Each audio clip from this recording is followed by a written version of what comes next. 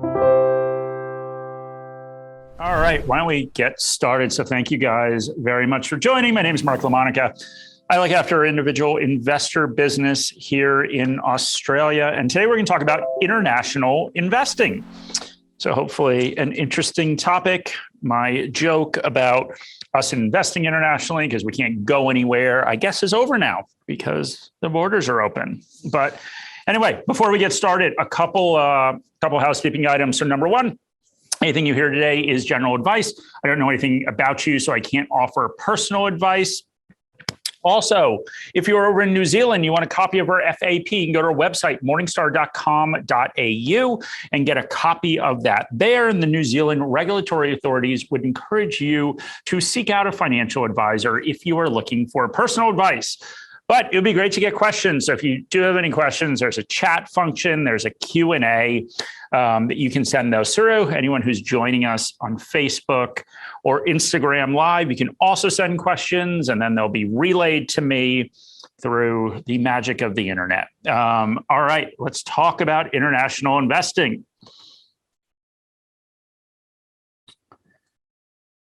That's what we're doing. Okay. Let's talk a little bit about what the world looks like from an investing standpoint. So, a couple things to note before we get in there. Australians, like people everywhere, exhibit a lot of home bias. So, home bias is the tendency to invest in local companies rather than global companies. So, we're going to talk a little bit about the implications of that. That is something that happens to everybody, but obviously depending upon what country you live in, the bigger the impact it could have on you.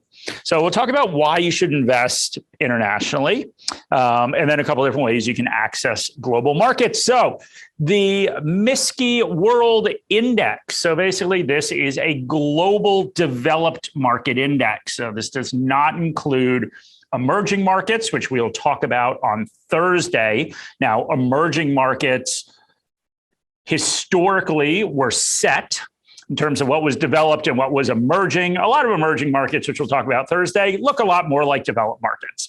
So if you're looking for where China is, for example, China is a developing market, at least according to, at least from an investment standpoint, so it's not on this list. But if we look at this MSCI World Index, remember that the allocation to different companies in this index, like most indexes, is market capitalization weighted. So what that means is that more money will be allocated, a higher percentage of the index will be allocated to the larger companies, which then, of course, roll up to a country level. So what are some things that jump out at you looking at this? Well, a couple of things should be, one, the US dominates this index. So what does that mean? That means if we look at all of the companies that are within this index, add up all the market capitalization, the US is obviously the highest. The other thing that should jump out at you is Australia. So Australia is at 2.11%. So the implication of this is that if I was investing just following a global index, I would have a very small amount of my money allocated to Australia, very large amount of my money allocated to the US. Now, nobody, of course, is arguing that anybody in Australia's portfolio should just look like this. Obviously, there are reasons, and we'll get into some of them, why you should have a bigger allocation to Australian companies. But what I am saying is that if you have 80, 90% of your portfolio in Australian companies, just realize that it is a very, very small part of the world in terms of market capitalization. And we'll talk about those implications. One thing to think about when you think about the Australian market. Now, recently, this has changed a little bit, but Apple used to be the biggest company in the world. It's now Microsoft. And biggest company, of course, we're referring to market capitalization, shares times price. So a couple of weeks ago when I was looking, Apple was actually bigger than all the companies in Australia combined from a market capitalization perspective. So just gives a little bit of perspective to Australia. Okay, the other thing, and this is back in November, back at the end of August is when I pulled this, looked at performance over the past 10 years. So we can see a couple different things on here. All right, so we are measuring, VAS is Australia. So that is the ASX 300, I believe. And then we're looking at that performance against global markets. And what you can see is that the Australian market has actually underperformed pretty significantly global markets. So there is, of course, and this is historic, we don't know what's going to happen in the future, but you would have gotten a lot better returns investing overseas. Now, one of the reasons that people like investing in Australia, not only do you know the companies, know the local economy, but there's also franking credits. But one point to make is that no amount of franking credits is going to make up for an index that returned 179% versus an index that returned 86% over a 10-year period. So something to think about. Now, obviously, we have no idea how markets are going to perform in absolute terms or in relation to each other going forward, but just something to think about in terms of performance. All right, another thing about the Australian market that is very different. So we're looking at global markets here, and we're looking at VAS, we're looking at Australian markets. So the other thing to think about is what kind of companies are represented within different economies and different countries. So if we look at Australia, and unsurprisingly, if you think about some of the big companies locally, dominated by financials. So of course, the big four banks, very large parts of the local market, along with other banks and other financials, and basic materials. And basic materials, of course, are where all the miners sit. And just remember, we talked about this before, that basic materials percentage will actually get higher.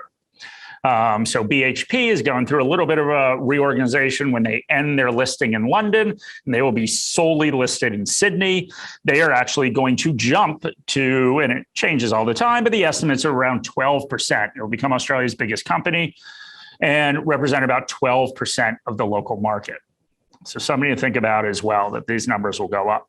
If we look at these different sectors against globally what we see, we can see a couple areas where there are large differences. So you can see basic materials, less than 4% of global markets, more than 21% or close to 21% of Australian markets. Technology, very underrepresented in Australia.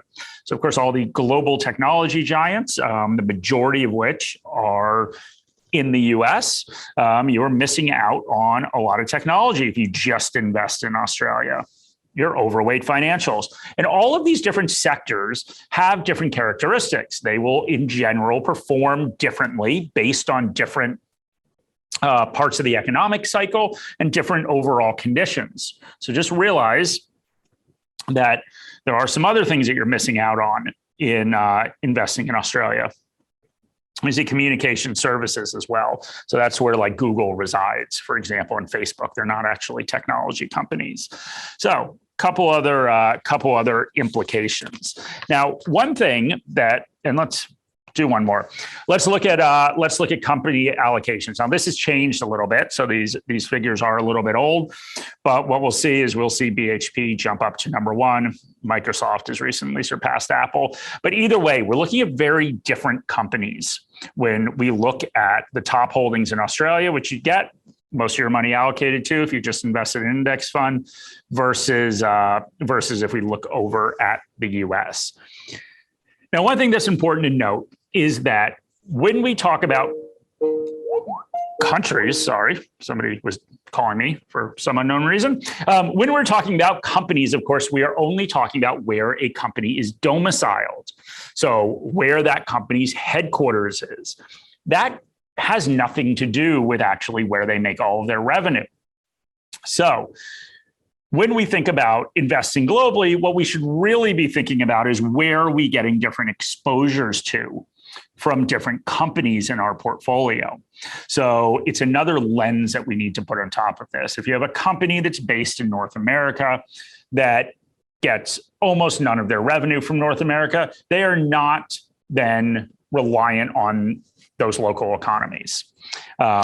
But one thing to note about Australia is Australia has a disproportionate amount of local revenue attributed to companies.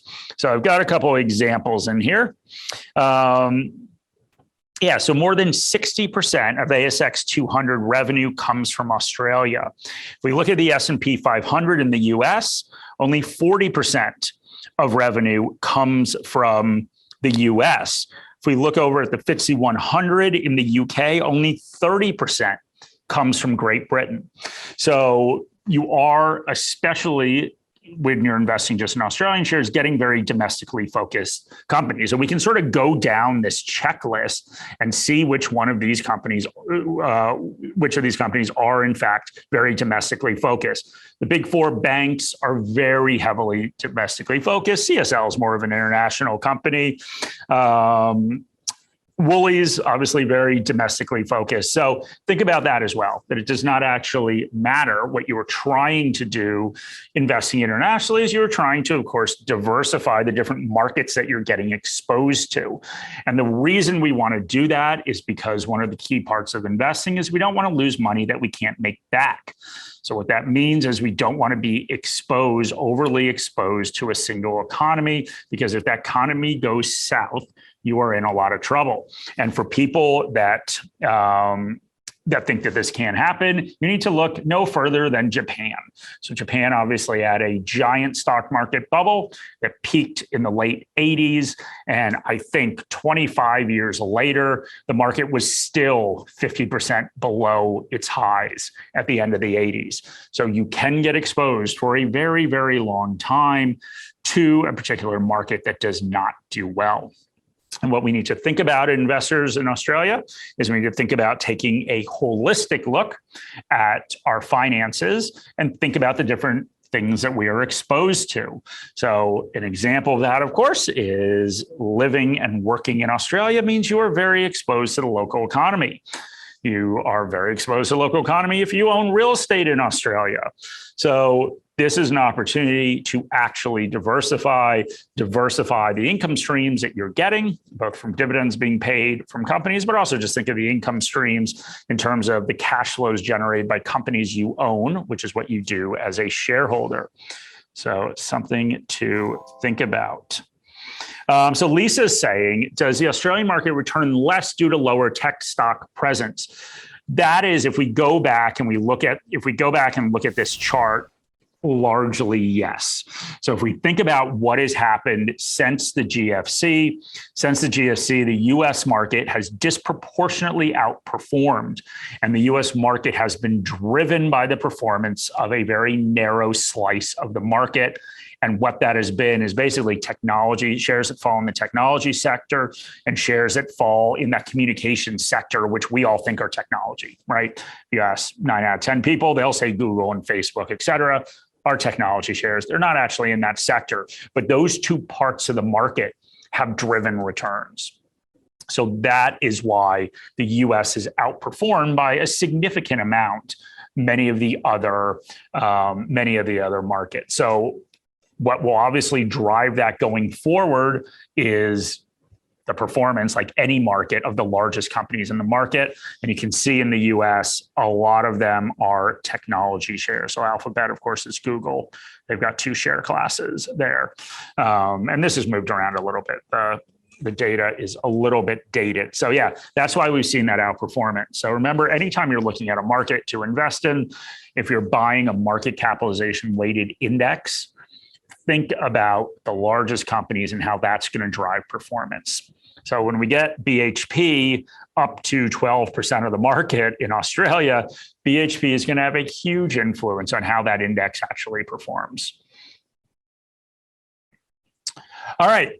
So let's talk a little bit about how you invest overseas. So one thing that you are faced with is you are faced with currency risk. So I think people understand currency risk. You, of course, understand currency risk just from traveling and having to go and change your money. But let's walk through an example. All right.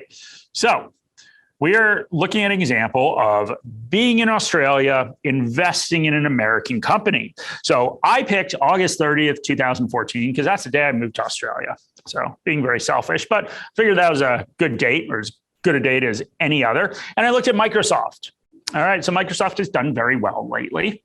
But what happened on August 30th, 2014? Well, Microsoft was trading for $45.43. On June 12th, 2020, it was trading, as you see, $187.74. So those are both US dollar. That's a quote that you get if you go on to premium, the quote that you get if you're certainly trading this security in the US. So I want to invest $10,000 in this example.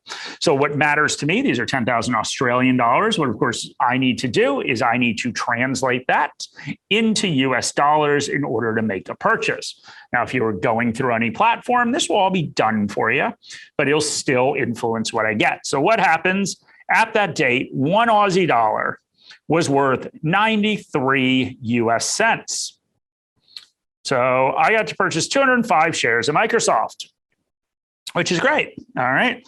So my value in Australian dollars, $10,000. In US dollars, because of that exchange rate, I got $9,300 worth of Microsoft shares. All right. Then on June 12th, 2020, I wanted to sell.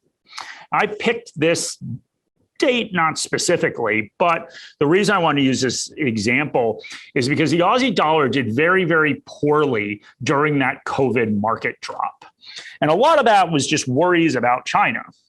China now that has barely any COVID, but at the time, obviously, was the epicenter of this crisis. So people were very worried about Australia, obviously heavily reliant on China with exports, particularly materials. So the Australian dollar sold off a lot. That's supposed to say USD, not UAD. I was not creating my own currency. So it was down to 68 cents. It's obviously up a little bit now, although the Aussie dollar hasn't been doing great lately.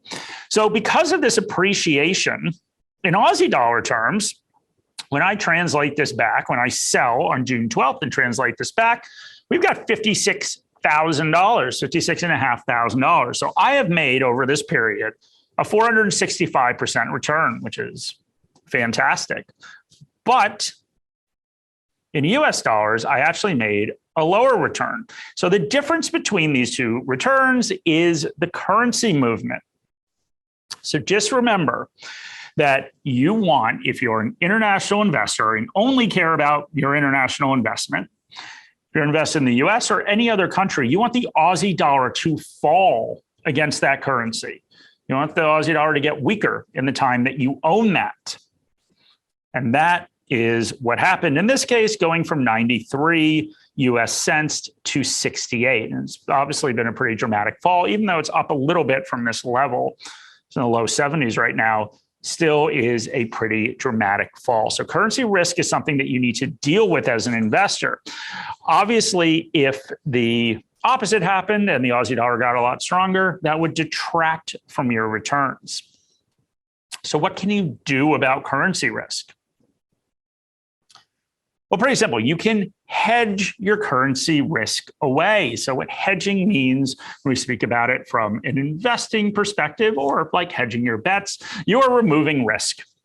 So to hedge something is to remove the risk. So many of the options for investing globally, the easy options for you to do, involve funds and ETFs. And a lot of these funds and ETFs do have a hedged or a unhedged version. So the unhedged version will just say nothing. So Magellan is an example. So if we look at Magellan, they've got just a regular Magellan Global. Magellan Global is unhedged, meaning as an investor in that, the fund will invest all of the money globally. That's their mandate. As an investor in that, you will be subject to currency risk, meaning currency will add to or subtract from your returns, or I guess the currency couldn't move. Some spots you could say the same.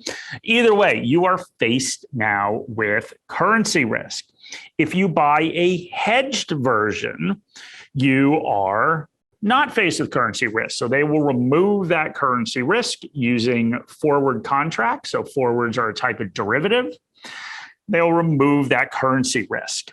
So if we look at the return of these two, which are the exact same fund, you will see there is a difference. So because the Aussie dollar has gotten weaker, you will see the returns down here are higher than the returns up there. That is because these returns all have currency. So you can see the hedged version has not been around as long, so you don't get a 10-year return, but you'll see that that is actually the impact of currency. Now, currency is a very, very difficult thing to estimate where it's going to go, particularly sort of the Australian currency. Large influence on it is commodity prices. Another large influence on currencies everywhere is interest rate differential.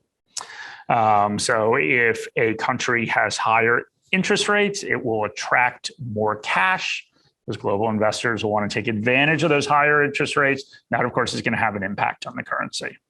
So it is difficult to figure out where currencies are going to go long term, but it is something that's going to impact you as an investor.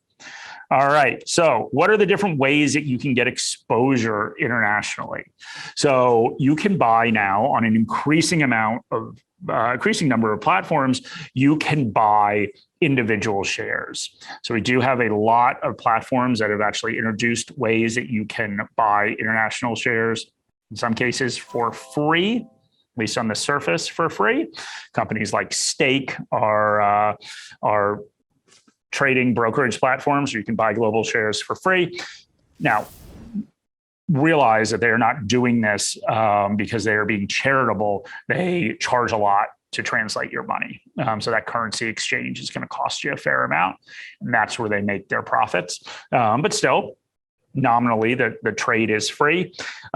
But pretty much every platform does offer you a direct way of investing globally at these points, or at this point in time. So that is one option. The other option that you have, of course, is to invest in funds or ETFs. So I will share my screen and just show you a couple places you can go on Premium to get some of this information. Obviously, let's see. I'm generally not very good with sharing my screen, so it takes me a little bit. Okay, so a couple of different places you can go. So if I go on to track investments, and that's not where I want to go. I want to go on to discover investments. And I can get a thematic and go down to global investing. So a couple of different things you can look at. We do put out a list every month called our Global Equity Best Ideas. So this is exactly what it sounds like. So around the world, our analysts come up with their best ideas. It gets refreshed every month. It came out the 1st of November. You can see that includes Australian companies, but we load more, and there are a bunch of other countries on here, so you can go explore our best ideas. If I go back, the other thing that you can do from a global investing perspective is, of course, look at our individual equity research. So whether you want to look up the companies and the ticker, we have some screens. We also have active global equity funds, passive global equity funds, same thing for ETFs. So you can see those medalist ratings, or what our analysts believe are the best funds in ETFs that they believe will outperform their benchmarks over a full market cycle. So that's where you can find global investments on our website, and that's global investing. So we only had one question. So this thing has actually gone very, very quickly. We haven't even made it to 1:30, which is probably exciting for all of you. But yeah. All right. Well, anyway, I will be back talking about emerging markets on Thursday. So there are some specific nuances around emerging markets that do make it a little bit different than just regular global investing, and do add some additional risks. So we'll walk through those on Thursday, same time. If anyone is interested, if anyone does have any questions that they can think of, you can contact me at mark.lamonica1@morningstar.com. So thank you guys for joining. A lot of activity behind me, which is very strange. But anyway, yeah, early mark today. So thank you guys very much.